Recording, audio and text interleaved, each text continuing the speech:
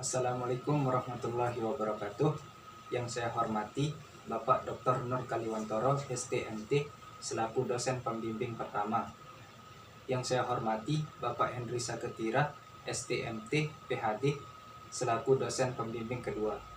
Saya Muhammad Ikhwan Riantoro, NIM F1C 016063, akan mempresentasikan proposal dari tugas akhir saya yang berjudul Pengaruh Perbandingan Kecepatan Aliran Berlawanan Arah Biofluida Dialisat terhadap transfer massa ion hidroksida melintasi membran permeabel saluran mikro.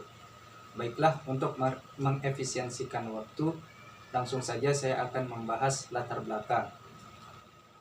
Penyakit ginjal kronis adalah proses patofisiologis dan dengan etiologi yang beragam, mengakibatkan penurunan fungsi ginjal yang progresif dan pada umumnya berakhir dengan gagal ginjal. Gagal ginjal adalah suatu keadaan klinis yang ditandai dengan penurunan fungsi ginjal yang irreversibel pada suatu derajat yang memerlukan terapi pengganti ginjal yang tetap berupa dialisis atau transplantasi ginjal.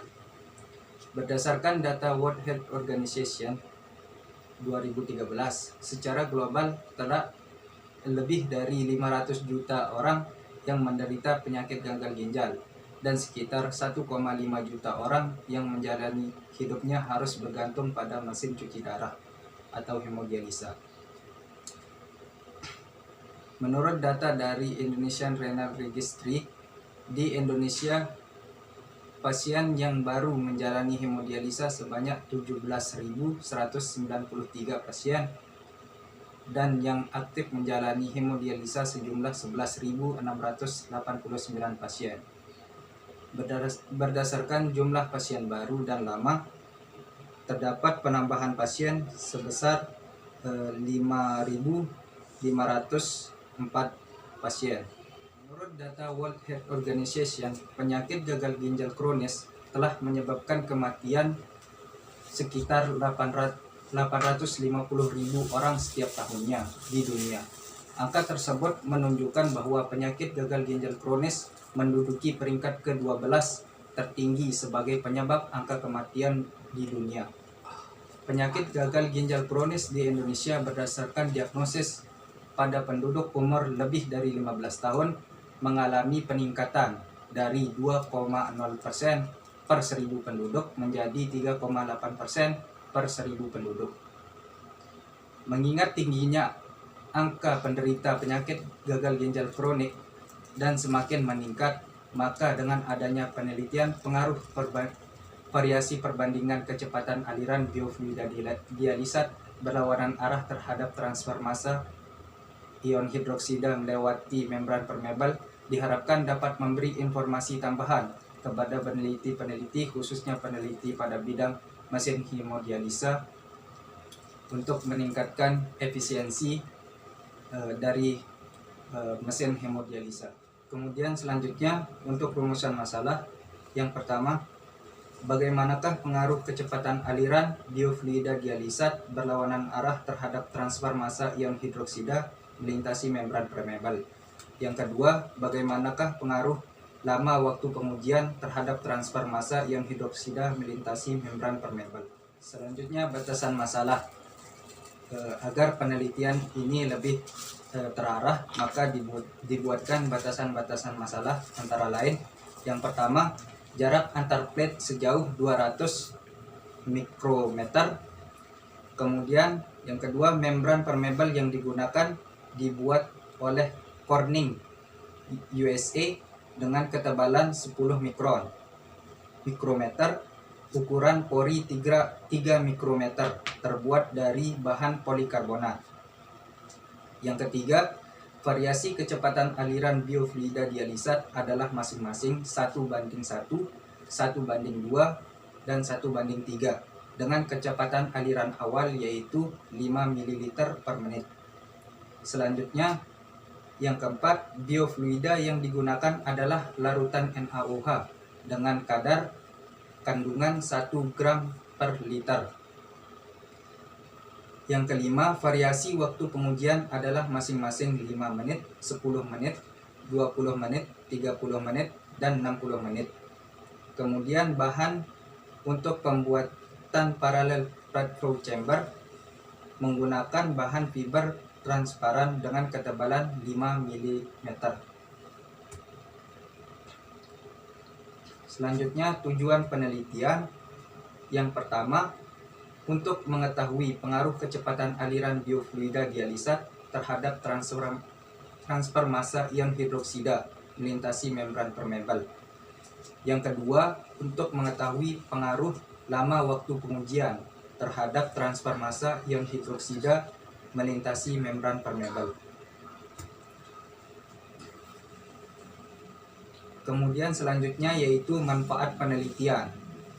Yang pertama adalah mengetahui secara eksperimental pengaruh kecepatan aliran berlawanan arah biofluida dialisa terhadap transfer massa ion hidroksida melintasi membran permeabel. Yang kedua, mengetahui secara eksperimental pengaruh lama waktu pengujian terhadap transfer massa ion hidroksida melintasi membran permeabel. Yang ketiga, pemodelan transfer massa ion hidroksida di atas diharapkan bisa dipergunakan sebagai acuan dalam memprediksi model transfer massa partikel-partikel yang terkandung di dalam darah yang dibersihkan oleh mesin pencuci darah. Kemudian yang keempat adalah menyediakan referensi tambahan untuk pengembangan alat hemodialisa di dalam negeri.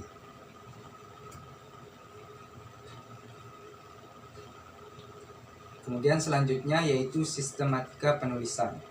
Yang pertama adalah bab 1 berisi tentang pendahuluan, yakni latar belakang. Kemudian yang kedua bab 2 tinjauan pustaka dan landasan teori. Bab ketiga metode penelitian. Yang bab keempat hasil dan pembahasan. Kemudian yang kelima bab kelima kesimpulan dan syarat. Tempat penelitian adalah Laboratorium Fenomena Dasar dan Laboratorium Metrologi Industri jurusan Teknik Mesin Fakultas Teknik Universitas Mataram. Selanjutnya tinjauan pustaka. Ginjal adalah sepasang organ saluran kemih yang terletak di rongga retroperitoneal bagian atas. Bentuknya menyerupai kacang dengan sisi cekungnya menghadap ke medial. Sisi tersebut terdapat hilus ginjal, yaitu tempat struktur-struktur pembuluh darah, sistem limfatik, sistem saraf, dan ureter menuju dan meninggalkan ginjal.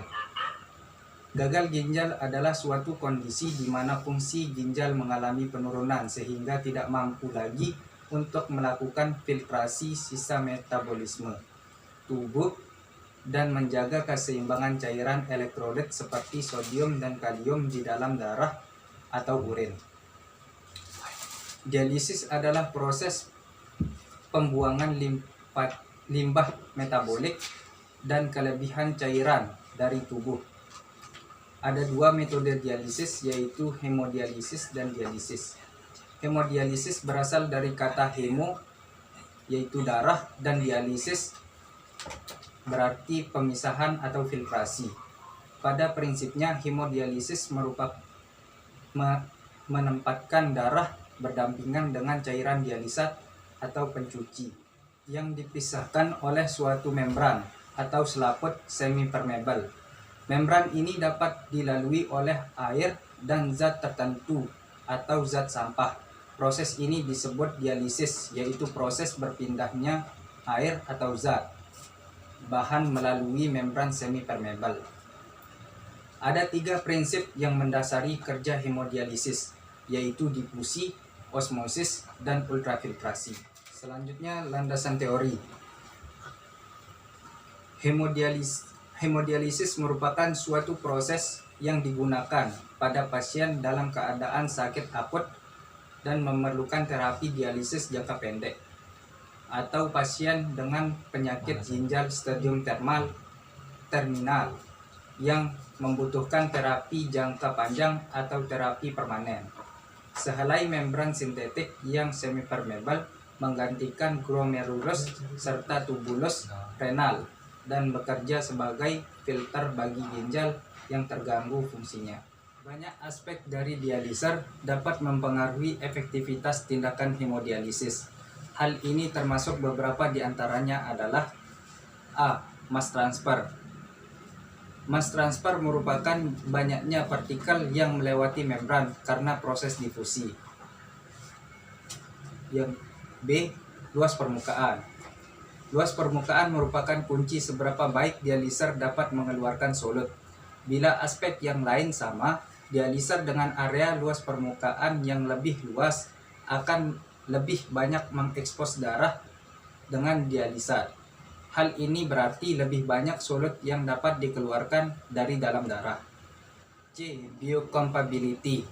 Biocompatibility berarti tidak berbahaya terhadap fungsi biologis. Ketika darah bersentuhan dengan substansi asing, darah tidak terkontaminasi oleh zat-zat yang bersentuhan secara langsung dengannya. D. Batas berat molekul. Setiap membran memiliki batas berat molekul yang menentukan molekul terbesar yang dapat melewati membran. Berat molekul diukur dalam satuan Dalton. Da. Molekul besar memiliki berat molekul lebih berat. Molekul kecil memiliki berat molekul lebih ringan. Koefisien ultrafiltrasi. Ultrafiltrasi adalah mode transportasi konvektif dengan perbedaan tekanan sebagai kekuatan pendorong. Karena cairan mengandung zat terlarut, maka dapat dilihat sebagai transportasi pasif zat terlarut. Kemudian clearance. Clearance merupakan jumlah darah yang dapat dibersihkan dari suatu solut dalam suatu periode waktu. Pabrik pembuat dialiser telah menentukan clearance untuk masing-masing molekul pada kecepatan darah dan kecepatan aliran dialiser tertentu. Ada 4 cara untuk mengeluarkan solut yang mempengaruhi clearance dialiser, yaitu pertama adalah proses difusi.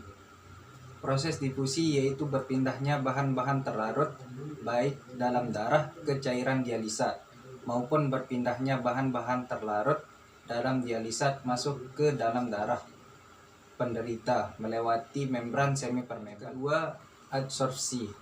Absorpsi terjadi apabila material menempel pada membran dialiser. Semua dialiser mengabsorpsi material, biasanya protein kecil. Absorpsi berguna karena protein yang diabsorpsi dapat membuat dialiser lebih biokompatibel. Namun, material yang diabsorpsi dapat mengurangi proses difusi dan konveksi. Yang ketiga adalah konveksi. Saat cairan melewati membran semipermeabel, beberapa solut akan tertarik bersamanya. Ini disebut konveksi atau solvedra. Konveksi adalah cara terbaik untuk mengeluarkan solut yang lebih besar. Kemudian yang keempat adalah ultrafiltrasi. Sebagaimana yang telah dijelaskan sebelumnya. Ini adalah membran semipermeabel. Membran semipermeabel adalah lembaran tipis berpori-pori, terbuat dari selulosa atau bahan sintetik. Ukuran pori-pori membran memungkinkan difusi zat dengan berat molekul rendah seperti urea, kreatinin, dan asam urat untuk berdifusi. Selanjutnya adalah ion hidroksida atau ion OH- adalah suatu ion poliatomik yang terdiri dari oksigen dan hidrogen. Ion ini bermuatan -1 merupakan salah satu ion poliatomik yang paling sederhana. Sebagian besar hidroksida tidak terlarut dalam air. Selanjutnya dialisat adalah cairan pencuci yang dipergunakan dalam proses dialisis, disebut sebagai dialisat, yaitu suatu cairan yang membantu mengeluarkan sampah dan kelebihan air dari tubuh. Selanjutnya biofluida. Istilah bio berasal dari kata Yunani yaitu bios yang berarti kehidupan, sedangkan fluida adalah suatu zat yang bisa mengalami perubahan bentuk secara terus-menerus bila terkena tekanan gaya geser walaupun relatif kecil. Jadi biofluida adalah zat cair ataupun gas yang terdapat di dalam makhluk hidup atau juga berguna untuk makhluk hidup. Permeabilitas. Permeabilitas merupakan kemampuan suatu membran untuk meloloskan sejumlah partikel, baik berupa gas, padat, dan cair. Dalam hal ini adalah meloloskan solid yang tidak dibutuhkan oleh tubuh. Selanjutnya adalah transfer massa pada hemodialisa. Difusi merupakan fenomena utama pada proses hemodialisis. Perubahan kandungan solid pada fluida yang disaring pada hemodialiser bisa ditentukan berdasarkan persamaan difusi, yaitu D sama dengan QBI dikali CBI dikurangi CBO per CBI min CDI, atau sama dengan QDI dikali CDO min CDI dibagi dengan CBI min CDI, di mana D sama dengan difusi, QBI sama dengan laju aliran biofluida inlet, CBI sama dengan konsentrasi biofluida inlet, CBO konsentrasi biofluida outlet, sedangkan QDI laju aliran dialisat inlet, CDO konsentrasi dialisat outlet, CDI konsentrasi dialisat inlet. Selain parameter di atas, ada juga beberapa parameter yang perlu diperhatikan, antara lain yang pertama adalah transmembran pressure atau tekanan membran. Adalah perbedaan tekanan antara kompartemen darah dan kompartemen dialisat melalui membran. Untuk persamaannya sendiri bisa dilihat di slide. Kemudian yang kedua adalah penurunan tekanan atau pressure drop. Dalam penurunan tekanan dapat didefinisikan dalam persamaan sebagai berikut, yaitu delta P sama dengan 128 dikali mu kali L per P kali D pangkat 4 dikali QB. Kemudian yang ketiga, bilangan Reynolds. Salah satu parameter yang mengendalikan posisi keseimbangan pada tabung atau saluran. Untuk persamaannya sendiri bisa dilihat di slide. Kemudian yang keempat adalah tegangan geser. Selama mengalir dalam saluran vaskular, aliran darah memberi gaya geser yang disebut tegangan geser. Tegangan geser dapat didefinisikan sebagai produk dari viskositas darah dan gradien kecepatan darah yang diukur pada dinding vaskular. Untuk persamaannya bisa dilihat di slide. Selanjutnya, yang kelima adalah uraian rumus untuk menentukan laju aliran biofluida. Konsentrasi ion hidroksida melintasi membran. Yang pertama, QBI sama dengan PB plus delta PD dibagi T, di mana QBI sama dengan laju aliran biofluida inlet, VB sama dengan volume biofluida, delta VPD adalah penambahan volume dialisat dibagi dengan waktu T. Kemudian yang kedua, A sama dengan B dikali H, yaitu luasan penampang yang dilalui oleh fluida. B adalah lebar dan H adalah ketinggian.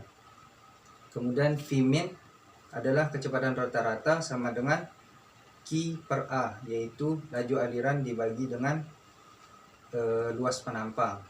Seperti itu. Yang keenam adalah uraian rumus untuk menentukan laju aliran biofluida konsentrasi ion hidroksida di dalam pori membran. Yang pertama adalah sigma pori sama dengan A dikali rho pori. Sigma pori yaitu jumlah pori dari luasan membran. Kemudian A adalah luas membran dikali rho pori, yaitu densitas pori. Yang kedua, QT sama dengan delta VPD dibagi T. QT sama dengan volume laju aliran total. Kemudian delta VPD adalah volume penambahan pada dialisat dibagi dengan T waktu. Kemudian yang ketiga, Q pori sama dengan Q total dibagi sigma pori, yaitu laju aliran di dalam pori sama dengan laju aliran total dibagi total jumlah pori. Kemudian yang keempat adalah A sama dengan 1/4 πd kuadrat. A di sini adalah luasan dari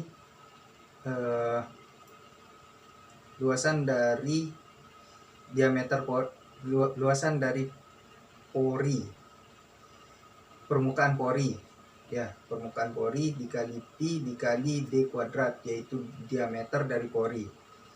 Kemudian yang keenam, Vmin adalah kecepatan rata-rata sama dengan Q pori, laju aliran di dalam pori dibagi dengan A, yaitu luas dari permukaan pori, seperti itu. Bisa dilihat di sini adalah skema penelitian,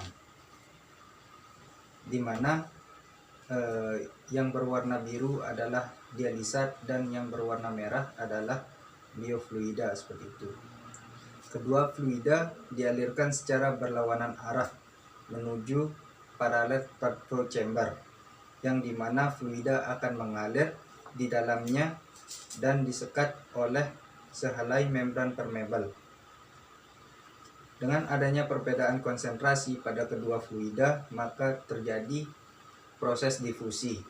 Kemudian setelah itu, kedua fluida akan bergerak menuju outlet dan ditampung, kemudian diukur volumenya. Dan diambil beberapa sampel untuk mengetahui jumlah transfer massa, dalam hal ini adalah ion hidroksida. Selanjutnya adalah diagram alir penelitian. Yang pertama adalah persiapan, kemudian dilanjutkan dengan studi literatur dan survei lapangan. Kemudian dilanjutkan dengan persiapan alat dan bahan. Kemudian pemotongan dan pelubangan plat fiber. Kemudian dilanjutkan dengan pemasangan membran sekaligus perakitan alat paralel plat flow chamber. Kemudian baru dilakukan pengujian dengan masing-masing variasi, yakni variasi perbandingan kecepatan aliran dan perbandingan lama waktu pengujian, di mana perbandingan kecepatan aliran yaitu 1:1, 1:2, dan 1:3. Sedangkan untuk pengujian variasi waktu yaitu 5 menit, 10 menit, 20 menit, 30 menit, dan 60 menit. Kemudian dilanjutkan dengan pengambilan data dan pengolahan data.